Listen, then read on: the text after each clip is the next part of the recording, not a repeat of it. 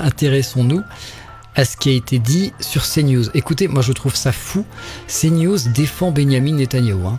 Crime de guerre, crime contre l'humanité. Vive réaction évidemment du côté israélien qui estime que évidemment tout ça n'a aucun sens, qu'on ne peut pas mettre en parallèle des chefs, un chef d'État élu démocratiquement et un chef terroriste. Le signe d'équivalence symboliquement c'est désastreux. C'est vrai, c'est un chef d'État démocratique. Tous les défenseurs d'Israël, il y a exactement le même narratif. On dirait qu'ils ont reçu un SMS ou un mail avec tout ce qu'ils devaient dire pour défendre Israël. Donc il y avait oui, on peut pas mettre un signe d'égalité.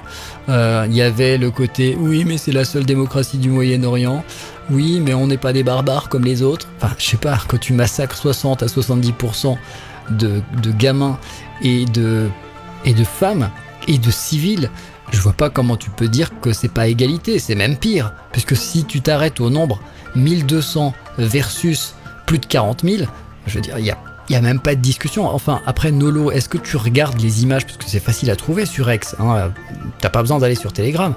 Tu regardes des enfants complètement déchiquetés, tu vas dire ouais, mais c'est pas pareil parce que c'était des bombes démocratiques, hein, c'est ça l'excuse. Alors écoutez bien, hein, c'est rodé, sauf que ça marche plus. Le chantage à l'antisémitisme ne fonctionnera plus. Un terroriste sans foi ni loi, prêt à tout de l'autre côté. Non mais il faut dire les choses. En effet, ce qui se passe dans la bande de Gaza est effroyable. Et le Hamas a créé les conditions d'une tragédie parce que on ne peut pas combattre des gens sans faire de dégâts collatéraux quand ces gens... Bah oui, bah dans ce cas-là, si tu dis que tu peux pas combattre sans faire de dégâts collatéraux, cher ami, ça marche pour tout le monde. Ça marche aussi pour le Hamas, ton argument. Donc c'est complètement stupide. Hein. Tu peux pas utiliser cet argument pour Israël et puis ne pas penser que quelqu'un pourrait l'utiliser contre toi par rapport au Hamas. Alors tiens, j'ai oublié de parler du Liban parce qu'il y a quelqu'un sur le chat qui dit bon, déjà il dit Nolo c'est un vrai bouffe-merde, je confirme. Les gens se sont mélangés volontairement à la population civile. Comment vous voulez faire une guerre propre contre des gens qui ont cette mentalité et surtout qui ont organisé eux-mêmes la mise en danger de leurs propres civils. Mais donc, ça veut dire quand même que pour Benjamin Netanyahou, et parce que à l'instant l'Union Européenne, la France, les Pays-Bas, la Jordanie annoncent qu'ils appliqueront la décision. C'est-à-dire que s'il vient sur le sol européen, le Premier ministre italien peut-être arrêter. Est-ce qu'on réalise? En fait, Ah mais est-ce qu'on réalise? On va arrêter un mec qui tue 40 000 personnes, qui a rasé Gaza quasiment complètement, qui tue des enfants tous les jours. On va l'arrêter, mais c'est horrible. Mais elle est cinglée cette meuf. La vraie question à se poser, c'est la crédibilité. La pire, c'est elle, pardon. De ces organisations internationales. Céline Pina. Elle, c'est la pire, vous allez l'entendre. Vous savez qui c'est cette meuf pour vous rafraîchir la mémoire? Pour ceux qui connaissent pas, vous allez la voir en grand. Elle avait dit que c'était pas pareil un enfant qui meurt à Gaza et un enfant qui meurt en Israël. Parce que l'enfant qui meurt à Gaza, c'était presque un honneur de mourir pour la démocratie. Je vous assure qu'elle avait dit un truc de ce style. C'est horrible, c'est immonde.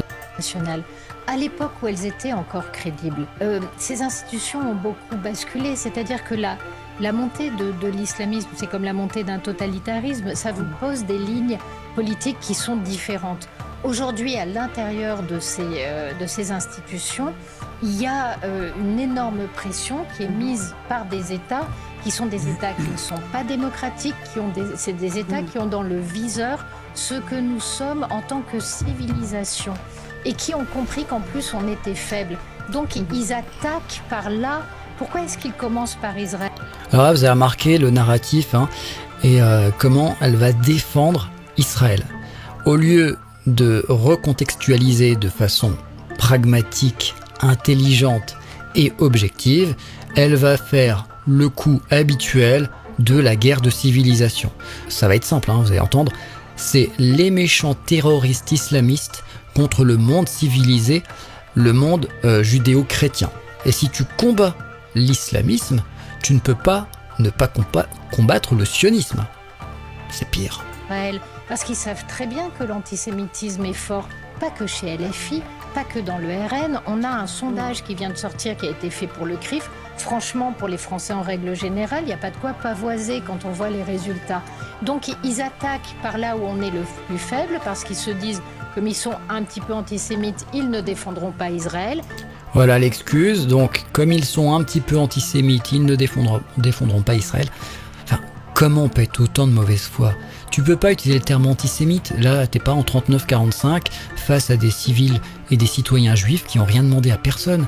Tu es face à une armée suréquipée, face à des civils, face à quelques combattants qui rasent un territoire quasiment complet, qui tirent sur des hôpitaux, qui tirent sur des ambulances, qui déchiquetent des enfants au quotidien. Qu'est-ce que tu viens nous parler d'antisémitisme? C'est une blague. Oh, pitié. Mais derrière, ce qui est en ligne de mire, c'est la démocratie, c'est les valeurs d'égalité, ce sont les valeurs de liberté, et on est en train de laisser passer tout ça. Voilà, valeurs de liberté, mon cul sur la commode, enfin bref. Lunaire, alors c'est pas la pire.